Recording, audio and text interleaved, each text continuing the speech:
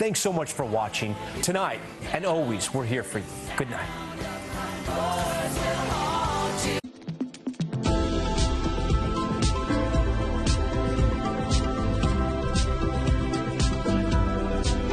This program lineup is brought to you by Vision Express. NBC's Wednesday primetime lineup comes into focus with Vision Express. Fast, fashionable, focused. KUAM TV8, first on. These headlines are presented by Calvo's Insurance, protecting Micronesia for 85 years. Matson and the Adai Itano program. Apply at matson.com and McDonald's of Guam. I'm loving it.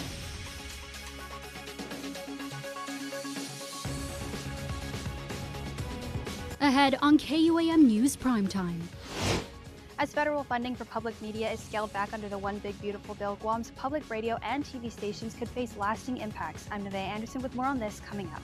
Homicide cases are increasing in recent years, but the Chief Medical Examiner's Office still lacks a death investigator. I'm Mitsuki Hirayama with how the lack of resources could impact investigations. Weather experts are keeping a close eye on a tropical disturbance. More on what to expect from Invest 98W coming up. Hafa and good evening. Welcome to KUAM News Primetime. I'm Destiny Cruz-Langus. Thank you for ending your day with us. Well, as federal support disappears, Guam's public broadcasting stations are fighting to survive. Without it, vital programming that educates and connects our community could disappear. Nevaeh Anderson has more.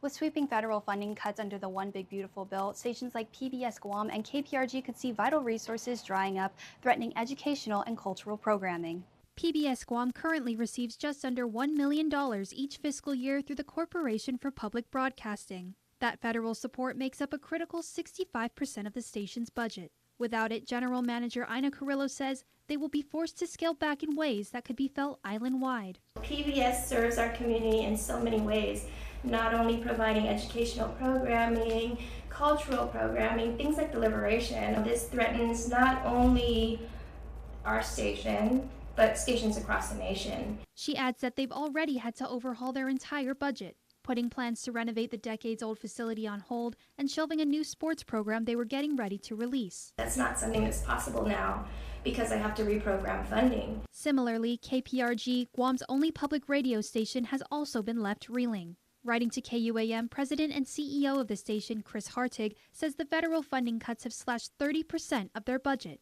impacting a local resource for news, music, and a home for regional commentary on life in the Marianas, a mission they've been committed to since 1994. And PBS isn't just broadcasting, it's educating, providing 12 hours of daily educational content aimed at helping children prepare for kindergarten, especially those who aren't able to attend daycare or preschool. So we do have some programming and content and games and additional educational content in the pipeline, but that's only going to last for so long without consistent production and creative work. Notably, PBS Guam also documents local and regional stories from the lives of our leaders to delving into the history of Chamorro dance. But these projects require long-term investment and a dedicated team. So at this time, Carrillo's top priority is protecting her staff and keeping core programs alive. I want to keep the lights on. I need to make sure my staff have jobs to come to, and I need to make sure that we have some programming to broadcast. But she says they can't do it alone. Both PBS Guam and KPRG are urging the community to step up, whether it's by donating directly to their websites or contacting lawmakers to fight for the future of public media on Guam. Carrillo also calls on our diaspora across the states to make their voices heard to their representatives on this issue. It really is such valuable, it's a valuable resource for our community that would be such a shame to see go away. Nevaeh Anderson, KUAM News. And in other news, homicide cases are increasing in Guam, but resources are still lacking at the Chief Medical Examiner's Office. After budget talks got delayed last week, the CME speaks out on some major concerns that he says is keeping his office from providing the basic standard of service and justice for families of the deceased. Mitsuki Hirayama has the report. Guam's homicide cases are on the rise in recent years, with an average of one person killed per month. The homicide numbers in recent years keep increasing. It used to be like one homicide per 2 months, but in 2024 is 1 homicide per month. The troubling data bleeds into 2025 with already 6 homicides this year, but without a death investigator to examine bodies at the scene or a vehicle to transport the bodies, the Chief Medical Examiner's office is struggling to provide the basic standard of service. When I express the concern to people about the shortage of the staff here, usually I'll get a question that how many staff you need. But my response is, then what quality you want? Chief Medical Examiner Dr. Kenny Su is airing concerns after important budget talks got delayed last week. And that's why we hope to have this postmortem committee meeting to help us to understand or let the public to know what we need to do now. A Commission on Postmortem Examinations meeting was supposed to be held last Monday, but was postponed to last Thursday after a newspaper failed to publish a public notice of their meeting, according to the Attorney General's office. But the rescheduled meeting was abruptly canceled after its board was unable to make a quorum due to public health's absence. I hope that if in the future, if someone cannot attend it, they should have an alternative step to do that, not just cancel the meeting. The CNMI office is asking for an additional $540,000 this upcoming fiscal year. Last year's budget was $820,000. Dr. Su says the funds would cover 2 investigators, transportation, and repairs for ailing morgue refrigerators. If we need to maintain a basic service level, we should have at least 2 investigators here. And so far we have 0. That's a big issue here because what if there's a homicide outside the field, and who do the body examination or do the evidence collection? So far, what we can do is we have GPD there, we have CSI there, but no one checked the body. Currently, there are only 2 employees at the CNMI office. Administrative Assistant Johanna Bomba is the only other employee. In the recent decades, we rely on fire department to help us to transport the body, and I appreciate that. However, it should be our job. It should be medical examiner office to do the transportation. Why? Because there are evidence issue. There are chain of custody issue. But we don't have the budget or the staff to do that. While the commission is expected to reschedule the meeting, AG Doug Moylan has asked Senator Tello Taitigui, who heads the Legislative Committee on Justice, to introduce legislation to fund the CNMI office, which he says she has the authority to do. Mitsuki Hirayama, KUAM News. The 2026 election is looking to be an interesting race as the list of gubernatorial candidates grows. After a photo posted by radio talk show host Ray Gibson hinted at the new candidates, Vice Speaker Tony Ada has unofficially confirmed with KUAM in a phone call that he is running for governor, with E.J. Calvo as his running mate.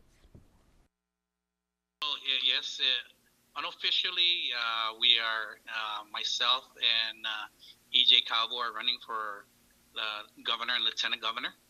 And, we're looking forward to having an official announcement come out, and we hope that the people of Guam will follow our campaign through for our campaign for change, and this is always about putting Guam first. Ada was a private businessman for over 16 years before turning to public service. The Republican senator served in the 30th Guam legislature, the minority whip in the 31st Guam legislature, and the minority leader in the 32nd and 33rd Guam legislatures. On the other hand, Calvo spent many years as a distribution manager, an events promoter, and is the men's head coach at the Guam National Basketball Confederation. Meantime, Senator Joe San Augustine and Lieutenant Governor Josh Tenorio have separately declared their bid for governor under the Democratic ticket. At a joint speaker, Frank Blas Jr. and former Senator Marcel Camacho in the race for governor under the Republican ticket. After experiencing a medical incident this morning, CNMI Governor Arnold Palacios is in stable condition, in good spirits, and is interacting normally with his medical team and family, according to a release from the governor's office. Palacios was airlifted to Guam this afternoon and to receive further medical treatment at the Guam Regional Medical City. After their initial assessment, the medical team at the Commonwealth Healthcare Center Corporation recommended the governor be medically transported to Guam for specialized care. Acting Governor David Apateng says, quote, "We are incredibly thankful to the dedicated CHCC medical staff for their prompt and excellent care of the governor." Adding, quote, "I've been speaking with the governor, who has maintained a positive attitude and is optimistic about making a full recovery." Apateng added, quote, "I want to thank everyone who has reached out to offer their well wishes to the governor and to those who continue to pray for his recovery. Please continue to keep the governor and his family in your prayers." Time for a quick break. You're watching KUAM.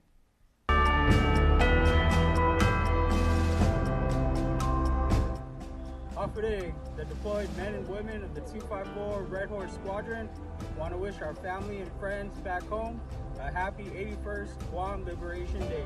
Viva Guam! Viva! Hapaday Guam, this is the 254 Red Horse Squadron. We just want to wish you a happy and safe liberation. Viva! Hapaday Guam, this is Master Sergeant Wistic, PM Shop, 254 Red Horse Squadron. Wishing everybody a happy and safe Liberation Day. Viva! Hapaday Guam, Cameron James here, Instructor Shop, 254 Red Horse Squadron, wishing everyone a happy liberation. Viva!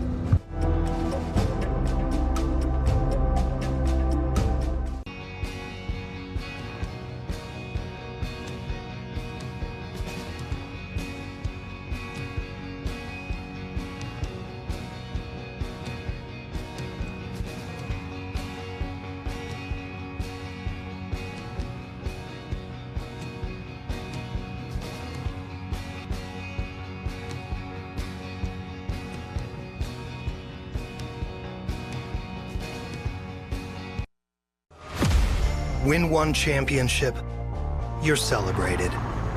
Win twice, they call you a hero. 3 times, they say words like legend and dynasty.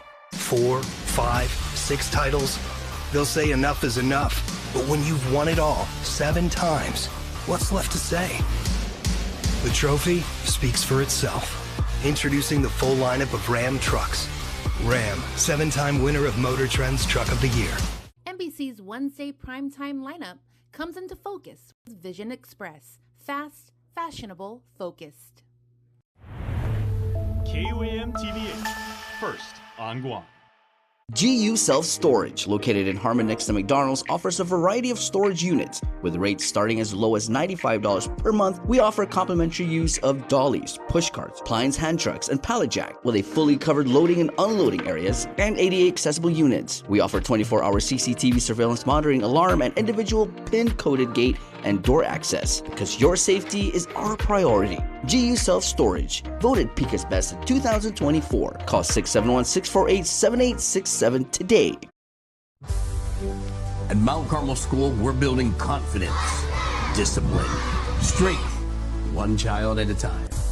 MCS offers MMA for kids, guided by world champion Brandon Vera, in a safe, fun, and empowering environment. Enroll today and let your child discover the warrior within.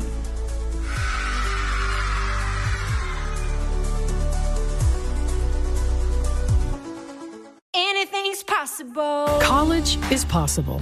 Retirement is possible. Adventure is possible. And so is saving for it all with our Bank Ohana Savings Special. Earn an interest rate of 3.55% for the first 90 days when you deposit $25,000 from another bank into a Bank Ohana Bonus Rate Savings Plus account. Requires a Bank Ohana checking account with an opening deposit of $500. So make your savings goals possible. Anything's possible. Reach your possible with Bank of Hawaii. Welcome back to Primetime.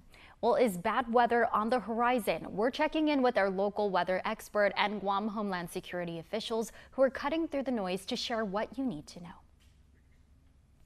The island's weather experts are keeping a close eye on tropical disturbance Invest 98W as it continues its approach to the Marianas. It's expected to pass somewhere near or through the islands in the next 24 to 48 hours before it projects northward into the CNMI.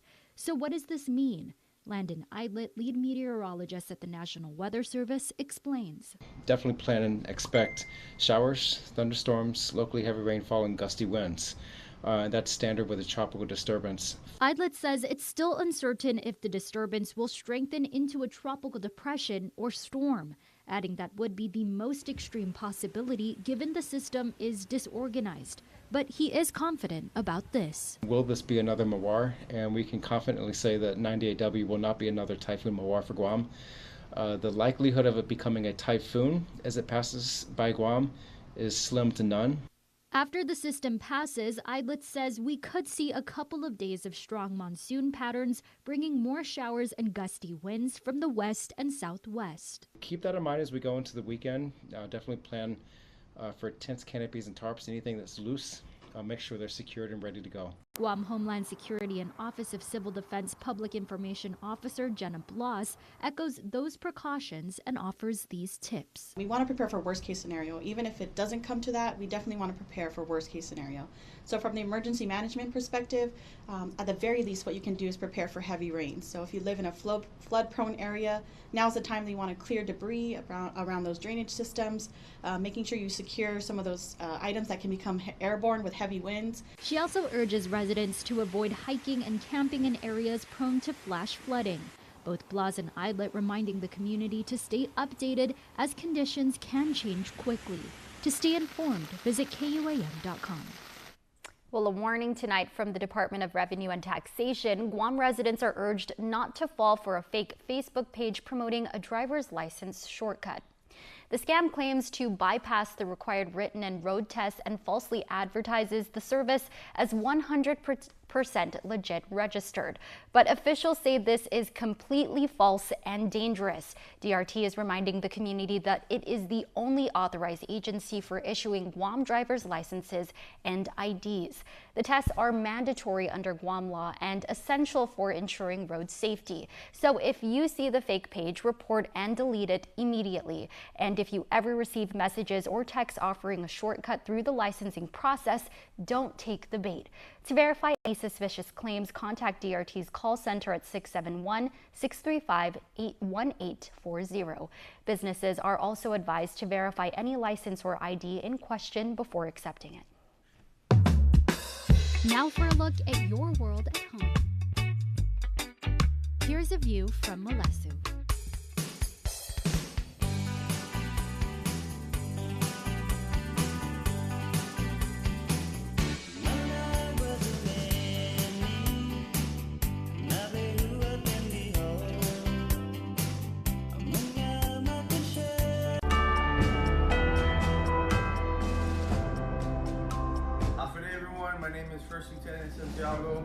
I just want to wish everyone here and my family and my friends happy 81st Liberation Day.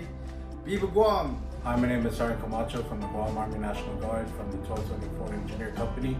I just want to say happy 81st Liberation Day to my family and friends. Viva Guam! Update from the Guam Army National Guard 721st Army Band. Wishing you all a happy 81st Liberation Day. Viva Guam!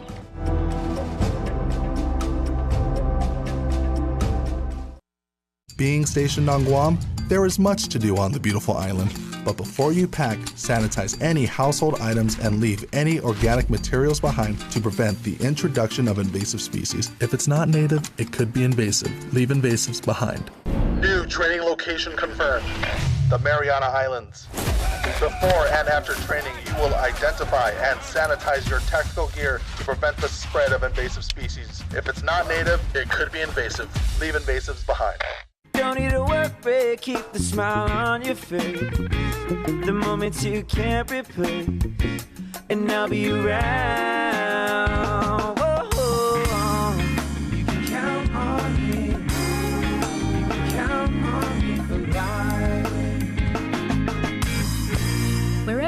takes you, we're always here for you. Calvo's Insurance. Count on us for life.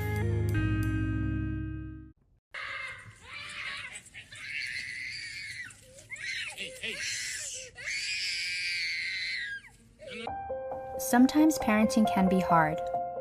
What should I be doing? The Guam Early Learning Council includes partners who can provide you with early childhood services and supports. We are here to assist. For resources and information, simply call 311 Monday through Friday from 8 a.m. to 5 p.m., excluding holidays. Early connection can change everything.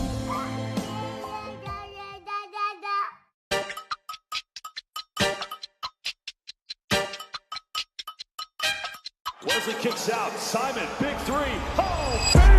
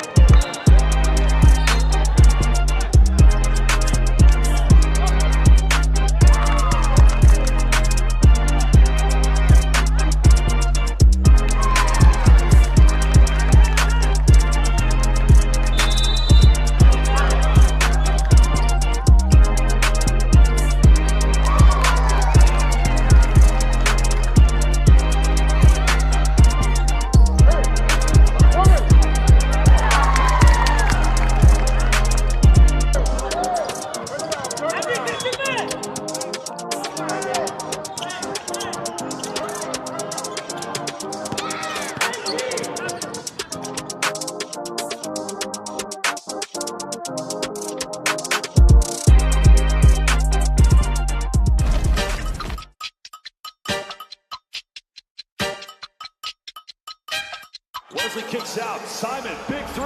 Oh, baby!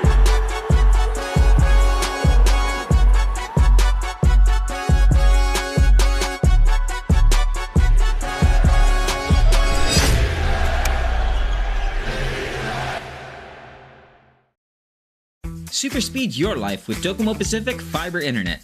Get symmetrical upload and download speeds up to 5 gigs. Get started with Fiber 500 at $145 a month, Fiber 1 gig at $215 a month, or Fiber 5 gig at $299 a month. Plus, get 2 SuperPod 6Es with any plan, and a free EcoFlow River 3 and bonus welcome kit with 1 gig and 5 today with Docomo Pacific Fiber Internet. Welcome to McDonald's. Can I take your order? Yeah. What's a snack wrap? Boom. Back when we wore velour from the top of the head to the tip of the toe, the snack wrap was no joke. Takes me back. What you know about that juicy chicken? That shredded cheese. Come close. Ranch.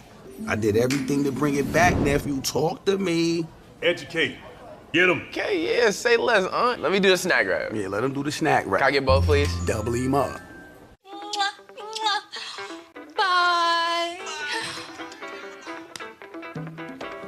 I wish they could move back home. Should we build on a honeymoon? Yes. Yes! First Hawaiian Bank knows that family comes first. That's why our bankers work with you to make your what-ifs a reality. Personalized service and digital tools, all under one roof when you bank on the best. First Hawaiian Bank. It all starts with yes.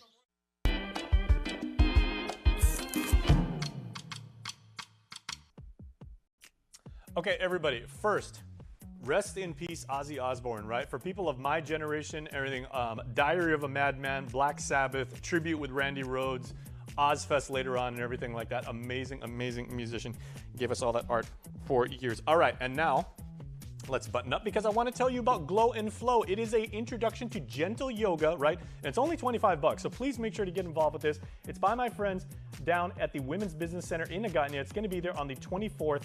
5 to 8. You also get tea tasting, so it's going to give you a proper introduction, how to be centered, how to feel great, look great, live great. You can't miss this, so please make sure to go check it out. And tell them Jason at KUAM sent you from News Bites and everything, because they're going to appreciate that. All right, back to school drive. This is something that we here at KUAM are doing as part of our initiative with the KUAM Care Force with our friends over at Raising Cane's, and we want to make sure that our young students, right, the youngsters, the next leaders, they go back to school when they hit campus. We want to make sure that they're equipped with the right kind of tools. So we check out backpacks, notebooks, sticky notes, erasers, anything that young people can do to be the very, very best versions of themselves. We're going to be telling you about this a lot because we want to make sure that the next school year is the very best ever. And then a K Beauty Fair. Speaking of looking good and feeling good, this is going to be over at Don Don Donkey. And as I said, Matsuki, Nevea, Joan, Destiny, they're going to be all over this, right? I'm going to tag along with them. I'm going to be that guy who carries all their bags and is a nice guy. So, but this is going to be on Friday the 25th. So please make sure to make plans because you get 10% off Korean beauty products. This is next level stuff, right? So we'll see you there. And please make sure to bring your reusable shopping bags. And if you're like me, help out your friends. All right, that's News Bites. Now let's get to some birthdays.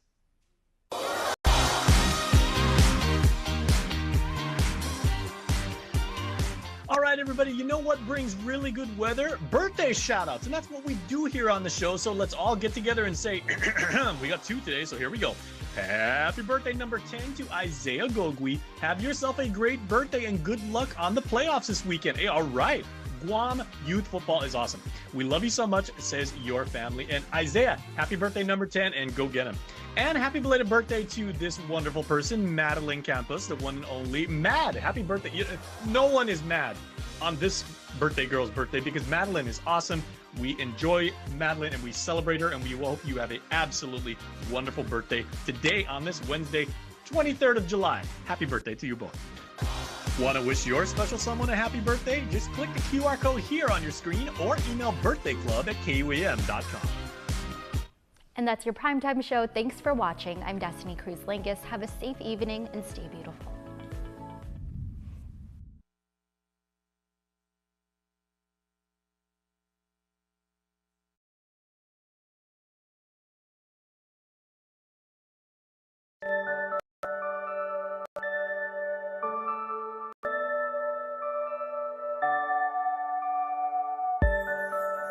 '25 marks the 50th anniversary of Guam's first ever gold medal in the South Pacific Games, won in men's basketball with the games hosted locally. After a half decade, the team remains close and is the driving force for excellence for other sports to this day. Let's now pay tribute to our Golden Boys on their golden anniversary and look back at that magical summer of '75. The 1975 Team Guam men's basketball team, the very first team to win gold in the South Pacific Games, set the template, made history, and really set the pace for young athletes like myself growing up on Guam. We have here 4 members of that historic team, and their character and their sense of humor and just their amazing athletic achievements continue today. We have Kin Farron, Benny Lazama, Joe Taitano, and Greg Tekenko. Gentlemen, thank you so much for joining me. For me, this is a real honor. Thank you. Well, thank you. Thank you very much. Yeah, we appreciate it. Okay, Joe, let's start with you. What is the camaraderie between all the members of the team? I mean, we've got 4 of you in the gym right now, the very same gym where you won the gold medal match, but how have you guys stayed close? I mean, believe it or not, even after 50 years, I mean, just being around these guys and just try to talk about it, it's emotional with me, after all these years. But that's how close we were back then. I mean, we ate the same food. We stayed in that little room up there, okay, and we just enjoyed one another's company, and the only thing in mind was just to work hard and play good basketball for Guam. That's basically it. I think that was the thing that kept us together. So it was definitely a brotherhood, if you will, because Webb Smith, I think, is partly to be credited for that, because he was the one that got us together. Absolutely. Yes. Okay, now Benny, if I may, then I've talked to several members of the team and several people related to the team, and they all say you were one of the emotional leaders. And emotion is kind of the key word, because right now we're in this wonderful gym. It's got the GW colors. There's wonderful air conditioning. There's lighting and everything. That was not the case back in 1975. No. This was a completely different facility. Describe the conditions that you guys played under. Well, yeah, there was no AC here. There was no AC at all. We live in a room up there with cots. That room didn't have an AC either. But we were all together, real tight-knit family. Like Joe said, we were not just players in a team. We became more band of brothers, really. And it was really crowded in this place in '75. The final game, people were hanging out outside the windows. They were lining up. We didn't even have room to play. They were right up on the line on the baseline on the sideline, and all the way back. But it was an amazing time for us. We wrapped that gold medal around our neck, but our mission was for Guam. Mm-hmm. Well, one of those gold medals is around the neck of Greg Tekinko right now. So, Greg, what was it like to actually put Coach Webb on your shoulders and carry him and have that victory celebration when every member of our team, you said, we did what we set out to do and we did it in front of our family, in front of our friends, and right here on Guam soil? Yes, our coach is very good. He trained us. Good, take the mic, please. The coach is very good, Coach Webb Smith. He trained us, and we run all what he wants. The less dribbling, the better, And I'm an outside shooter, and I play with these guys. We got a good teamwork. Mm-hmm. We run. And I just saw you guys when you walked in the gym here. You guys are still making jokes, yes. Embracing each other and everything. So what has been the relationship with you and the other members of this team as you run into them over the years, or just like kept in touch? Yes, we're like Tony Sustrico, those guys, Jam Kawu, and Jesse Benaventi. But we missed Ray Flores, passed away, and Joe Connolly, and Jeff Denied, and Manny Villasencio, and Luke Cohen, and all we have here is like 7 of us here in Guam. So I think Jam is somewhere, probably off island, I believe. But Jesse, I met him once, but I didn't. All right. Now, if I can ask Kin now. Yeah.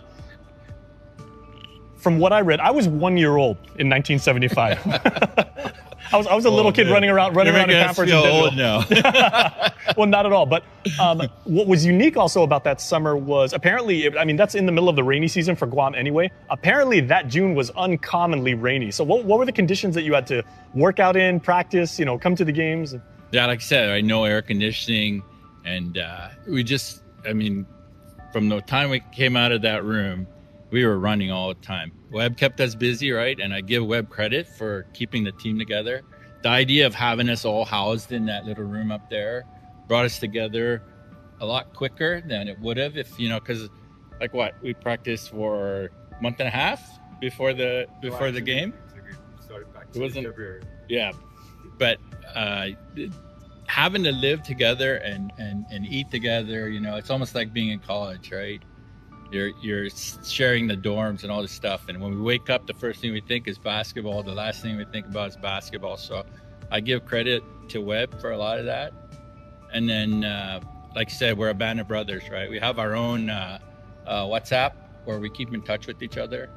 and we tell stories and stuff like that, or we follow Terry Stotts, whatever. But mainly the guys have just come together really well, and we gelled really well because, like Ben said, we're a band of brothers. We had one mission, and that was gold medal.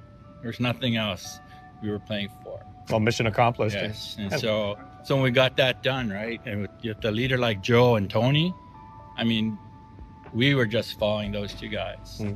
Well, let me ask Joe now, because you became a legend not just because of your play on the court, but also as you were coaching for decades. I mean, when I was in high school, you were still coaching. What is the legacy of the '75 team with the younger players and the national team that has been so successful now, winning golds and silvers in the Pacific Games? But you guys really set the tone for them. And what's your legacy? I think one of the biggest thing, and when you ask about the weather, right? Honestly, that wasn't even in our minds at all. It was just all about working hard and playing hard-nosed basketball. I mean, if kids nowadays went through what we did in '75, they wouldn't survive, to be quite honest. I mean, what Webb Smith did to us, it was just, I mean, I look back every now and then, and man, had us wearing weights on our ankles, pressing against the second team. And every time they break the press, he had us running steps or touchdowns. So it sounds more like boot camp than training camp. Well, yeah, I mean, basically that's what it was. And that's why we didn't fear anything. I mean, you talk about weather. I don't even remember the weather at all. That didn't even came to mind at all, because we were just so focused in terms of what needed to be done on the floor. So work ethic is such a big thing. If there's anything that I learned a lot from that team and from Webb Smith, it's just working hard. And you know what they say, that hard work pays off, and sure enough with Webb Smith, he was a living proof of that, that hard work does pay off. Benny, how does it feel a half century later? You guys, relatively speaking, were kids back then. You guys were young men. Some of you were married at that time. Ken, you were a newlywed at that time. Ken was how does it feel now with, like 50 years of history having passed and to see these guys now and to reflect on what you've done? I feel pretty old.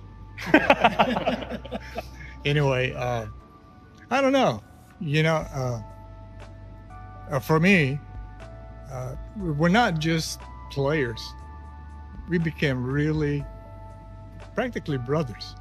And going back to practice, what Joe was saying, in '71, and there was 5 of us originally. Yeah.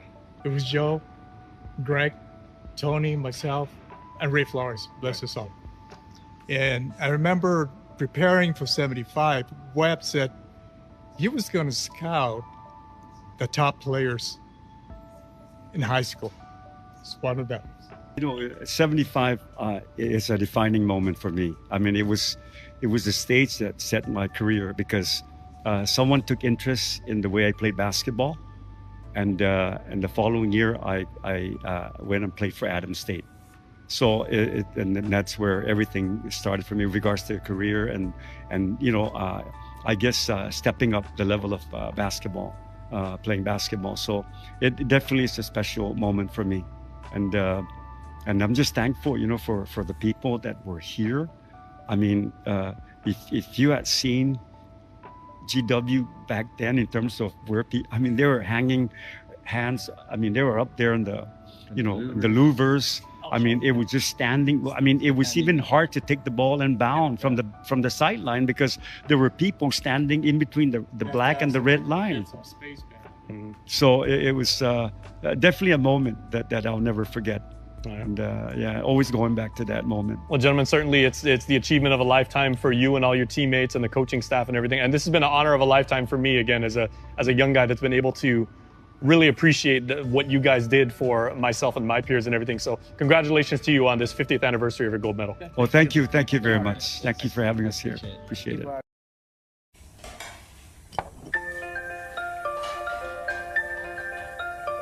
Honey, do you want some milk?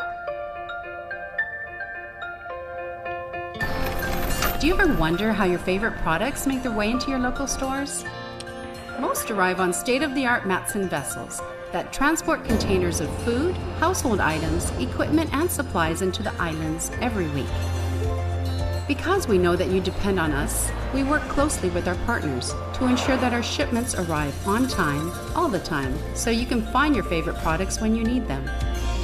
We transport the region's most precious cargo that supports successful businesses and promotes a better quality of life for our families. Matson is proud to have been the hometown shipping carrier for Guam, the CNMI, and Micronesia for the past 25 years, and you can count on us to be here for generations to come. NBC's Wednesday primetime lineup comes into focus with Vision Express, fast, fashionable, focused. KUAM TV8, first on Guam. Now, for a limited time, get our largest pizza at our lowest price. Just $9.99 for our classic New York-style pizza. It's 30% larger than our large, and at only $9.99 for carryout. Don't wait. Order now at your Island Pizza Hut. We're now here in Upper Tumon at John F. Kennedy High School, the newly rebuilt JFK, but this place and this campus did not look like this in 1975, and certainly the gym did not look like this, but this is the very ground where our 75 men's basketball team held their tryouts and worked on their game, developed their chemistry, spent a lot of time here. The talents that would propel them to the gold medal game, and the youngest member of that team was a 19-year-old, affectionately called Champ. Okay, Champ, so first thing I gotta say is congratulations, 50 years. And we're still alive? Yeah. Okay. And do you reflect on the fact that your team, you know, as young as you were, as ambitious as you all were, as much passion as you had for, you know, for representing Guam on your home soil at that time, that was a half century ago. I mean, you were back from your freshman year in college. Your eldest daughter wasn't even a full year yet, and yeah, that was a half century ago. It was a long time ago, for sure. You know, as time passes on, you know, you think about your life and all that you've done, and it really is a highlight. I was really young at the time, and the relationships you form and those experiences, you know, are important when you look back and try to reflect on, you know, how the last 50 years have gone, how the last 60 years have gone, and clearly that summer was a highlight, and more importantly, it helped establish relationships that continue to this day. I mean, some of the treasured relationships and the memories, you know, are tied to that team and that summer. Which is also interesting because in your own family, you're the oldest boy, and yet on that team, you were the baby. Yeah, you were the youngest on the roster. I have to say, I was really lucky to get on the team. I had been away at college, and I had gone back, and it wasn't a goal or anything, but I loved basketball. And when I got back to Guam, I heard that they were still holding tryouts. The tryouts were still open. And so I was encouraged to go out to try out for the team, and I did. I think the day after I got back from California, you know, I went up, and I think the practices were at JFK. The tryouts were at JFK. And so I was anxious and a little bit apprehensive. I didn't think I was going to make the team. I was the youngest, and they were really great players. But I was fortunate that Coach Webb had selected me, and it was a great experience, and really glad that it occurred. How well did all of you on the roster, how well did you guys all know each other, either from like village leagues or just like you knew them from high school? Or Oh, yeah, I've been playing basketball since I was in middle school, early middle school, maybe even elementary school. And Guam was small back then, and the basketball community wasn't as large either. And so I grew up playing with a lot of the younger guys. And at some point, I think I played against some of them in the All-District League. And then later, we played varsity league together. Joe Tithano I knew because Joe would run down from Jigo and have pickup games at Tamuning Court or wherever he could catch a game. And he probably literally did run down.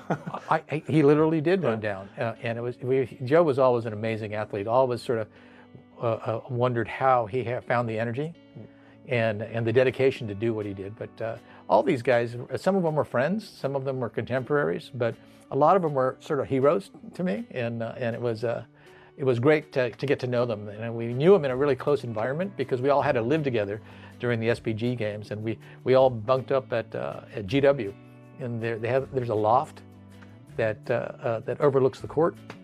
And so that's where we'd all have our futons or our cots, and we'd practice all day and hang out in the gym, and then we'd sleep at night at in the loft. It was a great experience. Now, once the team was formed, was it the players who elected Tony as captain, or did he just kind of like slide into that role? Because he also had experience in previous SPGs. Yeah. Well, let me just say this: this was clearly Tony's team. Tony was our Michael Jordan. He was our Magic Johnson or our Larry Bird. This team was clearly Tony's team. He was the leader because he was the best player. Everyone looked to Tony, and he was a leader by example. He didn't do a lot of talking, but he led by his dedication and, just his talent. And, you had experienced players. We looked at Benny Lozama, who was a great player from Sinajana, and he was a leader in his own right with respect to the team. He was a great court general. Then you had Joe. Joe would drive everybody because Joe worked harder than anybody and demanded that you also work hard. So he kept the fitness standard and the intensity standard pretty high. But it was clearly Tony's team. He was the leader of the team, and I think everyone will say that we look to him as the team captain. Right. So take me back to the gold medal game and everything. Like American Samoa was actually heavily favored in the tournament, but you're playing on your own home soil, and you said we're in front of our friends and family, girlfriends, wives, and everything like that. Like what was the attitude of the team, and what was the mindset? Well, the team, some of the players had gone to South Pacific Games before. I'd never participated in an international competition or in the South Pacific Games. And I think there was a feeling among the veterans on the team that this team could beat American Samoa. And so American Samoa was loaded. Back then they had players who were Samoan but were living in Hawaii or in the mainland, and they had gathered together, and it was really a sort of a stacked team. And when we saw them at the first game, we played them twice. And the first game, I don't think it was that close. We beat them pretty easily, and it built up our confidence. And then the second game we played, I think we eventually beat them by a pretty by a pretty good margin.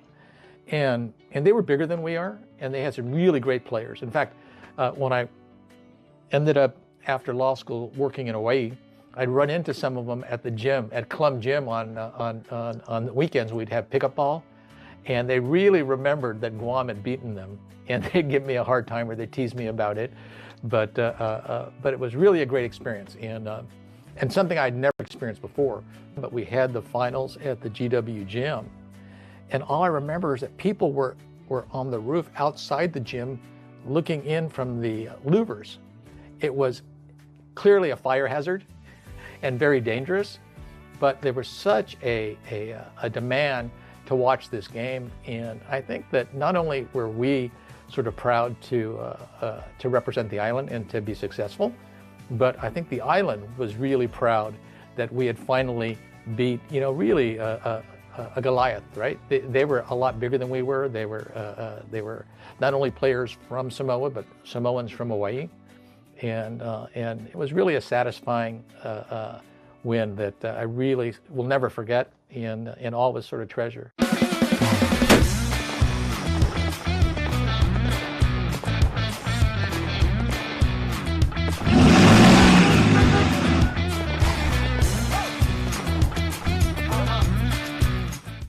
Guam's auto appearance specialist, Elegant Reflections, has been providing the automotive industry with professional detailing and car care products at its highest quality, from complete detailing, full interior detailing, exterior detailing, headlamp restoration, hand washing, seat and carpet shampoo, engine degreasing, undercarriage cleaning, paint sealant, fabric protection, paint oxidation removal, and so much more. Visit us at our new location. Call 646-5555 for an appointment. Elegant Reflections, Guam's auto appearance specialist, over 20 years of experience. Guam's beauty is only surpassed by its hospitality. Please help protect it by not bringing any items that can have a harmful impact on the island. Remember, if it's not native, it could be invasive. Leave invasives behind. New training location confirmed. The Mariana Islands.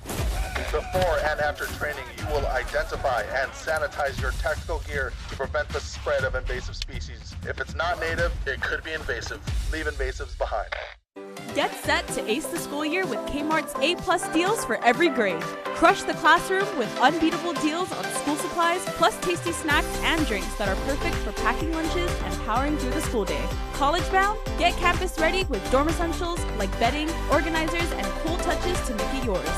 Teachers score everyday discounts on classroom essentials to spark every student's success.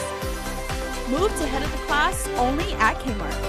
Kmart, back to school, back to cool. Win one championship, you're celebrated. Win twice, they call you a hero. 3 times, they say words like legend and dynasty. 4, 5, 6 titles, they'll say enough is enough. But when you've won it all 7 times, what's left to say? The trophy speaks for itself. Introducing the full lineup of Ram trucks. Ram, 7-time winner of Motor Trend's Truck of the Year. This crispy chicken is from a taco place. This crispy chicken is from a taco place? Hey, this crispy chicken's from Taco Bell? The taco place? This chicken is so perfectly crispy with tortilla chip coating. It's from a taco place. Surprise! What? It comes in a burrito, too? From your taco place, it's also a chicken place that's also a taco place.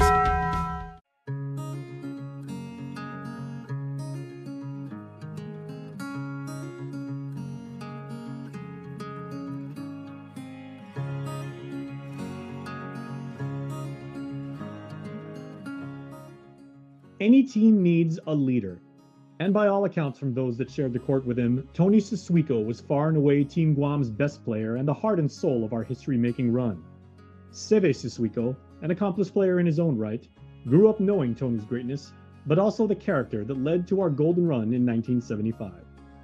Let's hear now from a grateful son honoring not only a legendary sports figure, but a humble dad. Seb, you actually have more medals than your dad, right? Yeah, well, more silver medals. So we have the same amount of gold medals. So he has 2 gold medals, I have 2 gold medals, and I have 3 silver medals. So.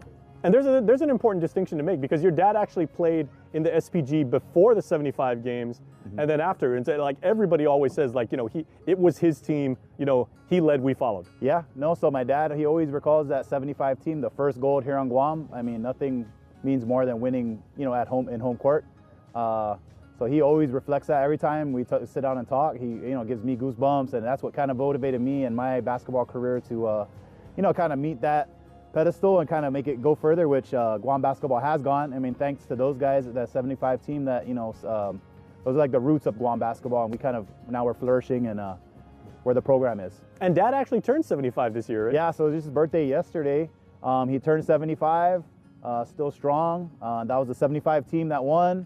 It's a 50-year anniversary, you know, so it's funny how things are like, you know, they come in full circle. How often does he bring it up, and how often does he like share those memories with you, and what specific stories does he tell? Yeah, you know, my dad's a humble guy from down south, so he doesn't bring it up a lot. The only time he goes off on it is if you ask him a question, then he'll go on and on and on, but rightfully so, because those times are, you know, those are the good times for Guam. In the 70s, the sports in the 70s for Guam was, you know, it was a beautiful time. Mm-hmm. What about your own game has been shaped by, you know, in genetics? The game, and you know, he maybe took you to go play and, you know, dragged you along and everything like that, but what about, you know, his game just translated down to yours and you just get it from him? Yeah, I think you know, just being surrounded by a great player and then hearing stories from other people tell you about how great your dad was puts a little bit of pressure on you, enough to make you want to play and be great, you know, just like your dad. And I'll put the same pressure on my son Theo. So now, if you're given a nickname by your peers, that's the best. Yeah. How did your dad get the nickname Helicopter? They gave him the nickname the Helicopter because he would jump up and he would just hang. People would be landing and he'll still be in the air, you know. So he had the vertical leap and he also had hang time. So he could jump high and jump far. So people just remember him, you know, just for his jumping ability, his shooting ability. You know, he's an awesome athlete, and you know, at that time, dunking basketballs on Guam, there wasn't very many people doing it, and to have, you know, a guy from down south doing it, and you know, it doesn't get any better. Now, what does this court mean to him? Because, you know, like, especially like Southern basketball got such a rich tradition on Guam, but, you know, playing here, and back then, you know, we didn't have the advanced facilities we have right now. You know, most courts didn't even have aircon or even a cover and everything. So what about this, you know, to you as his son, is hallowed ground? You know, I think this place down here in Agate, this is where all the hard work happens. This is the roots. If you're willing to come out here in the rain and play and train, you know, you love the game, and the more you love the game, the better you're going to be at it. Mm-hmm. And your dad always tells like a famous story about the fact that you were almost like pressured into becoming a very, very accurate shooter, because if your ball went a little bit beyond here and everything like that, there's a river like right behind you. Just behind me. So he used to say, if you're shooting on this side and you miss and the ball bounces into the river there, that ball's going far. So there's pressure on making those baskets. How much does the gold medal and how much his place in history, and, you know, like the fact that his teammates are still so close and everything, to this day, Sev, how much does that mean to him? You know, those are his brothers. Just like I have my brothers for my team. Those guys they're his brothers, you know. For us as athletes, you know, you always say we have a love of competition and we play to win, but they went out and they were the first ones, and they proved that we could do it too. Yeah, they did it. You know, they were local boys. All guys from Guam, local boys that just were playing guys that were playing college and playing pro overseas, and then they meet up with these guys, and you know, they held their ground and they beat them, you know, and they got that gold, and it's gonna live on forever. Mm-hmm. What do other people, not just from the South but all over Guam, tell you about, you know, what their dad meant to them? Or it's like, hey, I didn't play, but I cheered on your dad, and, you know, like I saw your dad around, and, you know, he was a hero to us. I mean, he was like the pride of Agate at that time. So, damn.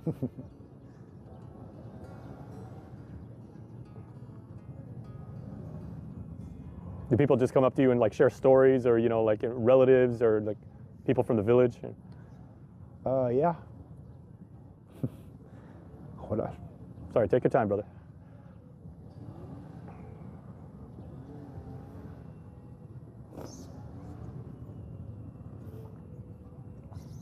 Like when they approach you and they come up to you and they say, you know, I know your dad, what did they say?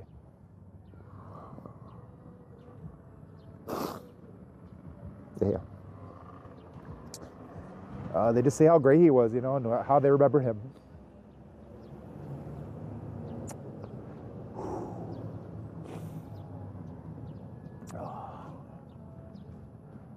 They just say, you know, he inspired a lot of people just to be better people, not just better players.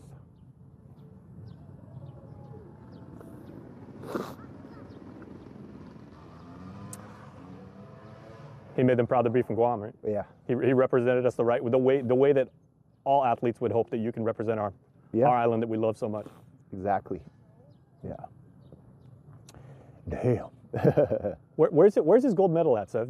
And growing up and everything like that, was it displayed, and did you see it, or did he allow you to touch it, to pick it up? You know, he was a humble guy. He never displayed anything. He was in a box in a drawer. You know, so he wasn't about all the awards and all that. He just loved the game and he wanted to win. How often do his teammates reach out to you and just say, like, this is what Dad means to us? All the time. You know, I get texts from Champ. A lot of the younger guys at the time. My dad was kind of like a veteran guy. You know, he inspired them. He inspired me. Inspired a lot of people. And how about your own? You know, you're a father now. How do you as a son want to carry on his athletic tradition, and then, you know, pass that down to Theo and pass that down to your boy and say, you know, this is the way Grandpa did it, so, you know, this is the way we're going to do it because he did it right? Yeah, same thing. I mean, I have passion for the game. It wasn't forced at all. You know, I don't want to force it on him either. I'm going to surround him with the game. And if he wants to play, he's going to play. I wanted to play. My dad wanted to play, so hopefully he wants to play too. In one sentence, what does the 75 team mean to Dad? Inspiration for Guam athletes, not just basketball, for every sport. You know, like local kids can do it. They, you know, other places have support, financial support and all that. These guys barely had shoes on their feet, but they went out and played and they won. So. You never made excuses, man. No one's ever gonna outwork us. Nope. Yeah, exactly. That was their whole motto. If we're gonna lose in shape. And those guys were in shape, you know, so they had no excuse. And they were just, you know, those are the guys we look up to, and we'll look up to forever. We're very proud, myself and Frank Cruz, to announce the first ever Guam National Basketball Hall of Fame. 2 players that will be inducted this year are Joe Taitano and Tony Suzuiko, who are legends of the game here on Guam, and 2 players that I grew up hearing so much about. And we know that they helped lead those teams, and I'm sure they're big contributions all around, but they were leaders on those teams. That is our inaugural class of 6 inductees, and we're very proud of them, and we're proud to share their story. And we feel like the hard work that they provided will inspire future generations, because we know it inspired us. And we are inducting you into the first ever Guam National Basketball Hall of Fame, class of 2025, as one of our inspirational basketball players of all time in Guam. Wow, not easy. So take a look at this. Oh, thank you for all you've done to inspire all the basketball players on Guam and everyone who represents Guam. All I did was just play and just follow the playing rules, you know. I'll never forget, you came to the airport with your gold medal, and you came right up to me and said, EJ, go get one of these. He said, go get a gold medal. And that's the standard you set, is regardless whether we win or not, in our mind, we deserve the gold medal. We want to go for the best. Like us in 75, you know, there were guys that just couldn't believe it.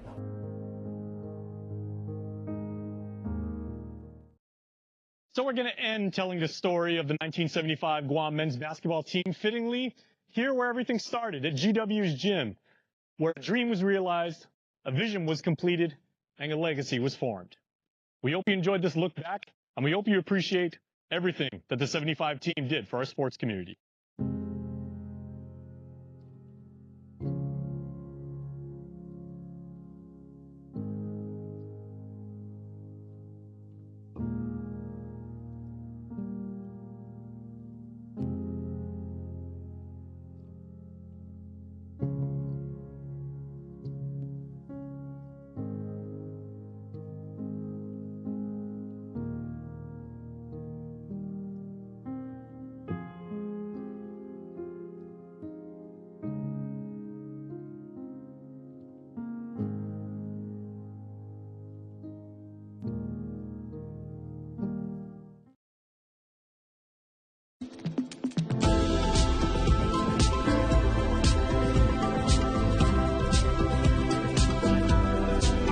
This program lineup is brought to you by Vision Express. NBC's Wednesday